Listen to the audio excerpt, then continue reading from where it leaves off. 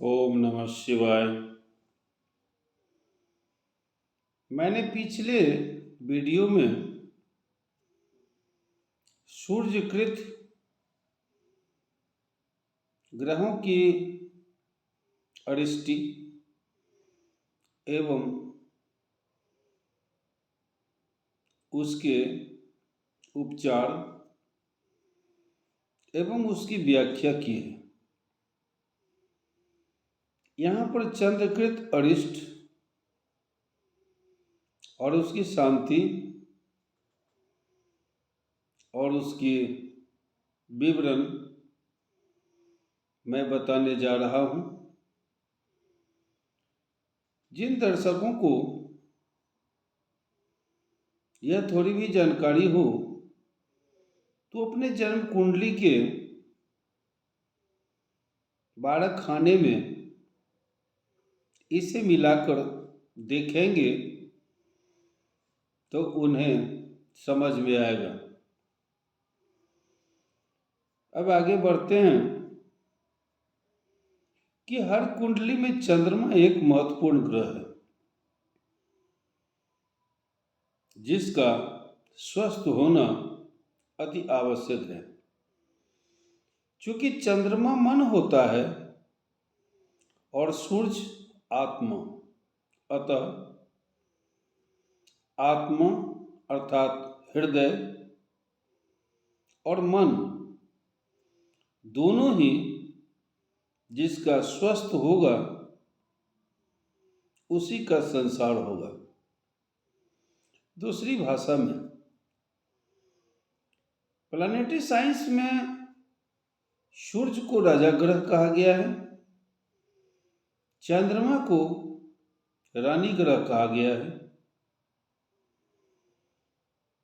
इसलिए भी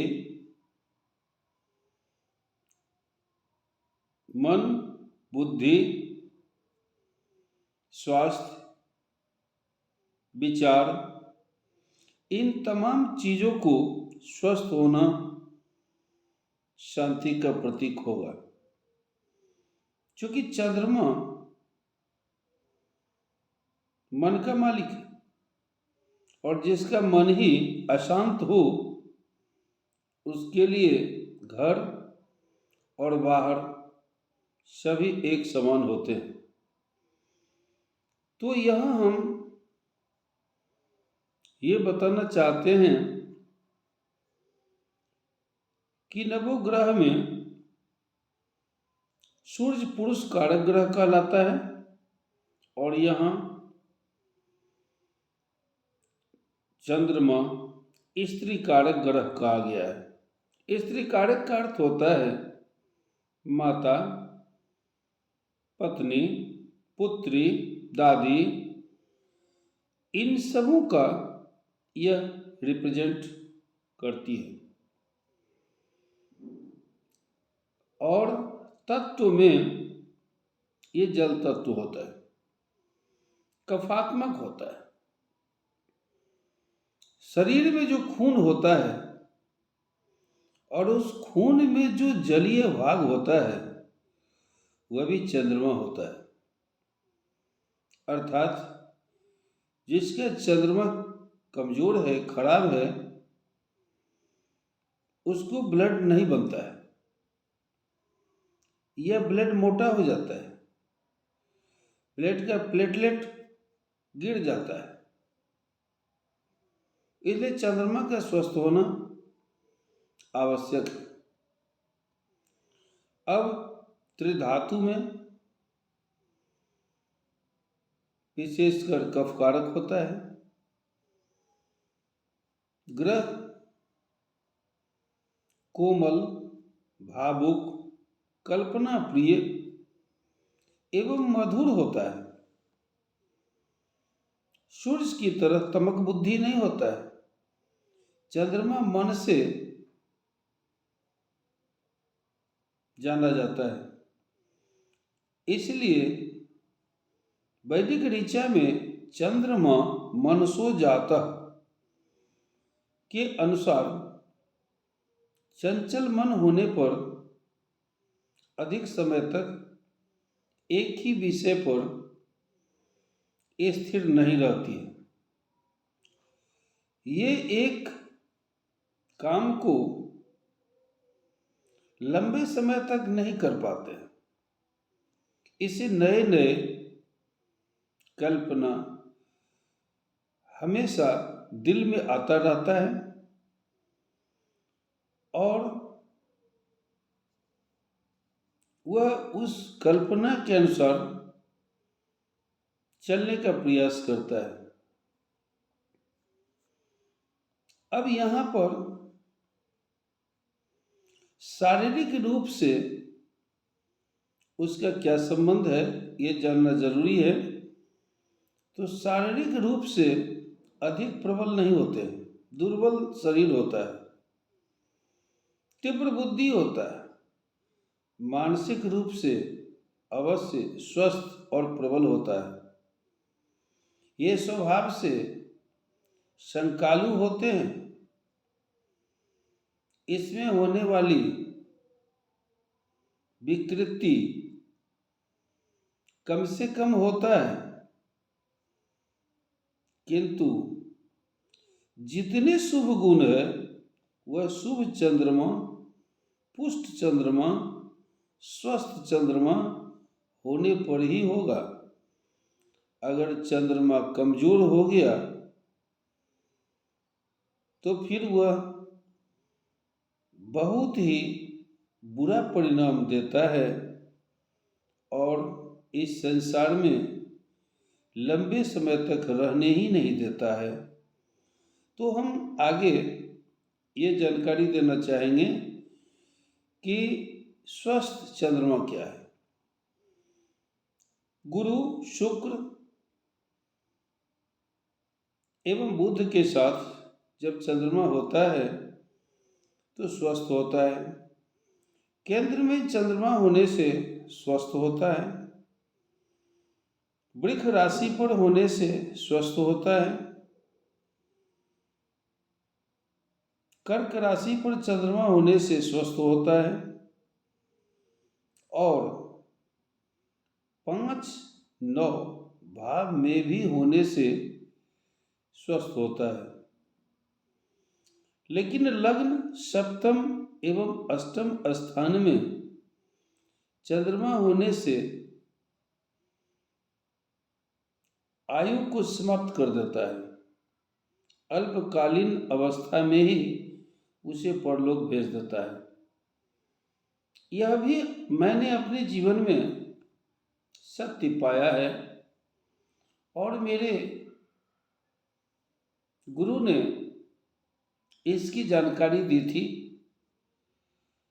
जो प्राय मूल ग्रंथों में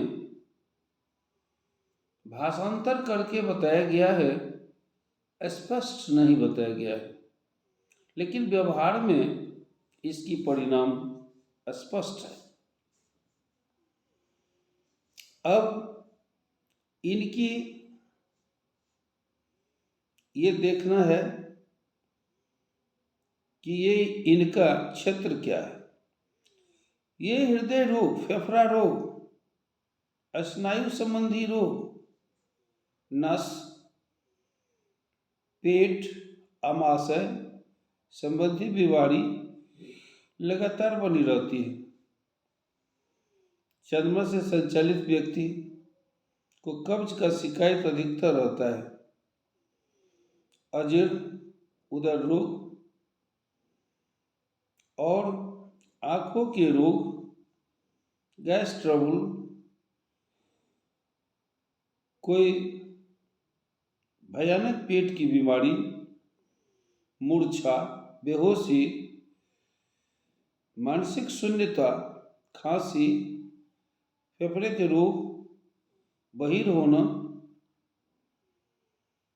कलाकारी होना, क्रूर कार्यों में प्रसन्नता दिखाई देना, सिर दर्द होना, मानसिक चिंता से परेशान होना, व्यापारी इत्यादि कार्यों में धन नाश होना, ऐसा देखा जाता है। इसमें से जितने हमने बताया है, शुभ रहते हुए भी इसमें से लक्षण मिलेंगे और अशुभ होने पर विशेष रूप से परेशान करते हैं। कन्या संतान और भ्रमण भी होता है। चंद्रमा धार्मिक बनाता है, धार्मिक कार्यों में खर्च भी कराता है। मन अगर काबू में है तो महान भी होता है। तो जब केंद्र में त्रिकोण में उच्च राशि पर स्व राशि पर शुभ ग्रह के साथ चंद्रमा होते हैं तो निश्चित रूप से शुभ फल मिलता है। और नीच राशि जैसे वृश्चिक राशि, पाप राशि, पाप ग्रह के साथ 6, 8, 12 स्थान, 1, 7 स्थान इत्यादि में होने से स्थिति काफी डामाडोल जीवन बन जाता है। चौथे स्थान में चंद्रमा के होने से मां को आंख का रोग होता है, यह भी सत्य है। और मां भी अस्वस्थ रहा करती है। चंद्रमा राहु एक साथ हो तो उसे जेल भी जाना पड़ता है और आत्महत्या करने का भी प्रयास होता है। इसलिए चंद्रमा की संगति शनि, राहु एवं केतु से होता है तो सतर्क हो जाना चाहिए, क्योंकि ये ज्योति शुभ नहीं देखा गया है। सूर्य के साथ अस्त होने पर, पाप कर्तरी योग होने पर, अपने नीच राशि पर होने पर, त्रिक भावेश के साथ होने पर, पाप के साथ होने पर उपरोक्त अवगुण उसे देखा ही जाएगा। इसलिए इन स्थितियों में ध्यान रखा जाए कि आत्मसंयम हो। लग्न सप्तम अष्टम में होने से सर्दी खांसी बहुत होता है। पानी में डूबकर मरने का भी बहुत चांस बनता रहता है। प्रायः 80% ऐसा सत्य भी होता है। इसलिए ऐसे योग वाले को पानी से सावधान रहना चाहिए और इसकी सुरक्षा, इस ग्रहों से सुरक्षा पाने के लिए मूल ग्रंथों में हमारे विद्वानों ने जो व्याख्या की है उसमें मोती पहनने को बताया गया है। सच यह है कि जो शारीरिक रूप से ठंड से प्रभावित हो, उसके शरीर में ठंड लग गया हो, परेशान होता हो, क्या उसे और अगर स्नान करा दिया जाए, बर्फ पिला दिया जाए